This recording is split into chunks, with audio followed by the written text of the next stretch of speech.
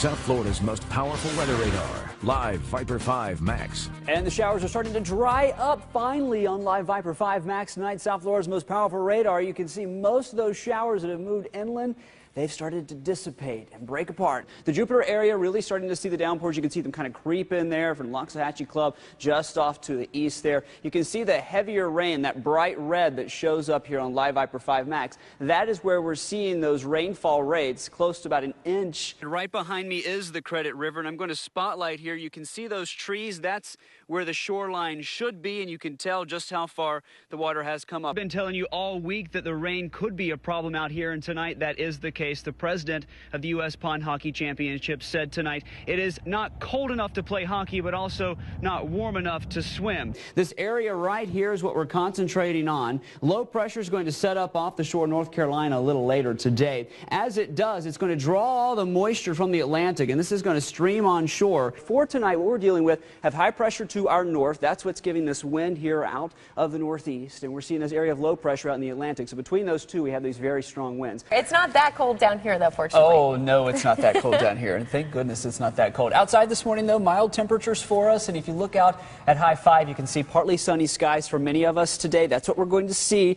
A few of us this morning saw some fog. That's starting to burn off across the Treasure Coast. And as we head through the daytime hours today, Live Viper 5 Max, South Florida's most powerful radar, likely to pick up on more showers. Already starting to see a couple of tiny little flecks of green show up. Very, very small areas that we're going to be watching through the day today. And as we head into the afternoon, we're likely going to see a lot more activity across Live Viper 5 Max. But look at those temperatures already in the 70s, starting to get in the mid-70s around Palm Beach County. A little humid for you today. Any weather headlines? Rain chances are in the forecast. And yes, we do have a cool front. What's it going to do for us? We'll talk more about that in the 7-day. I mentioned some fog this morning, but look at Sebastian Inlet. This is what I captured first thing today from one of the web cameras. And yeah, you can see all that fog out there now starting to burn off. We had zero visibility around portions of central Florida and some areas of the Treasure Coast. As we head through the day, high pressure is going to build in. We're going to have a southeasterly flow with our winds today. That means warm temperatures for us, little humidity, and yes, a few showers, maybe even some downpours at times. And Vipercast has been getting a really good handle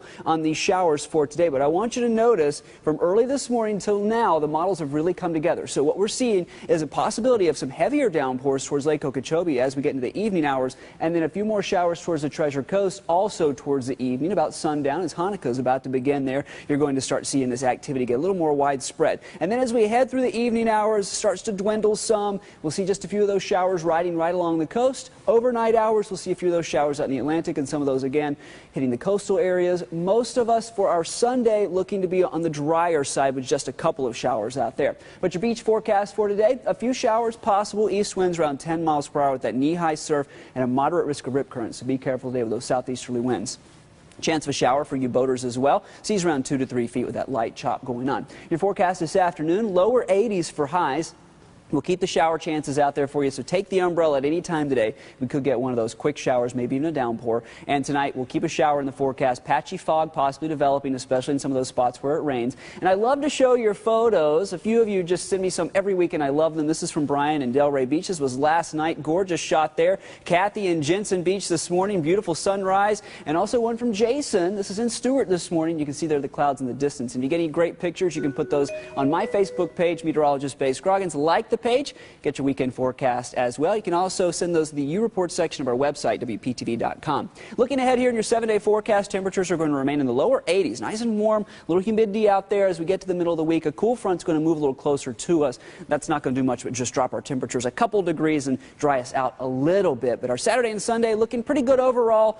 Partly sunny skies, warm, humid, a few showers out there. And Hanukkah begins this evening, so enjoy your mild temperatures. And as we head through the next 7 days, you can see there our temperatures only cool down slightly towards the end of the week. And Bay, well, temperatures aren't going over the proverbial cliff here. It's been pretty warm. No, it's been pretty warm outside, and we've had a few showers today mixing in with that sunshine. And take a look at some of the video. This is from Kathy Cobb. This was taken near Jensen Beach. We love to see our U-Reporter videos, and you can also post those to my Facebook page, Meteorologist Scroggins. Like the page, get your forecast too. Live Viper 5 Max showing a few showers right now, mostly concentrated around the Treasure Coast this evening. And we're not really seeing these last very long. They're quick movers coming in from the Atlantic on that easterly breeze that we felt felt all day. Not dropping a lot of rainfall. In fact, you can see some of the rainfall totals close to a quarter inch there for Port St. Lucie for today, but many areas not picking up on much. In fact, West Palm Beach, southern Palm Beach County, staying on the drier side. We've only seen just a few quick showers grazed by southern Boca Raton over the past hour or so. So that's what we are dealing with out there as far as the showers go. Temperatures, yes, still a little warm,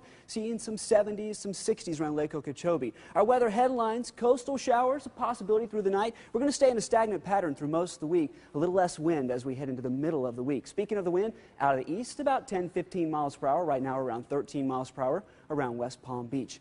You can see outside very well, too, the picture there with the wind from our Palm Beach Breakers cam and from earthcam.com, the wind blowing against those palm trees. Now, we'll see a few more showers as we head through the nighttime hours tonight. You can see by 10 o'clock, still out there around the Treasure Coast, mostly a few showers showing up around the coastal portions of Palm Beach County, and a few of those will hold together and make it inland around Lake Okeechobee and Okeechobee County. Now, as we head into tomorrow, looks like Vipercast, which has done a great job lately pinpointing these showers, does want to dry us out a little bit for our Monday, so only about a 10% to 15% chance for showers. So those rain showers this week staying pretty consistent on that easterly flow, about 20% for most of the week. Again, Monday slightly lower for you, but with that easterly flow, we keep that moisture pumping in from the Atlantic. Your forecast tonight: temperatures dropping back into the upper 60s, a few of us staying in the lower 70s. It will be mild outside. I'll mention a quick shower as well. Very fast movers tonight on that easterly wind, about 15 miles per hour. Your forecast for tomorrow: temperatures getting into the upper 70s to near 80 degrees.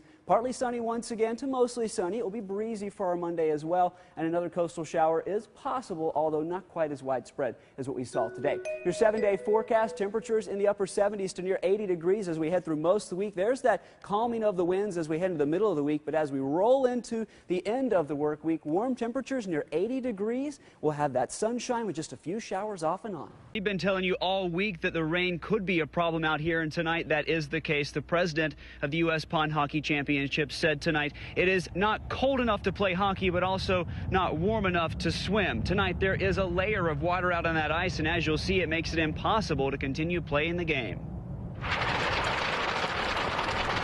On Lake Nokomis in Minneapolis, I feel like I should swim instead of skate. it was 3 inches of water covering the ice rinks. We're going to play hockey. We're going to try anyways.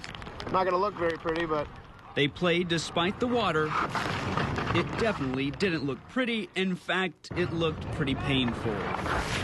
You take a lot of baths. The puck sat beneath the water's surface. And puck wasn't sliding very well.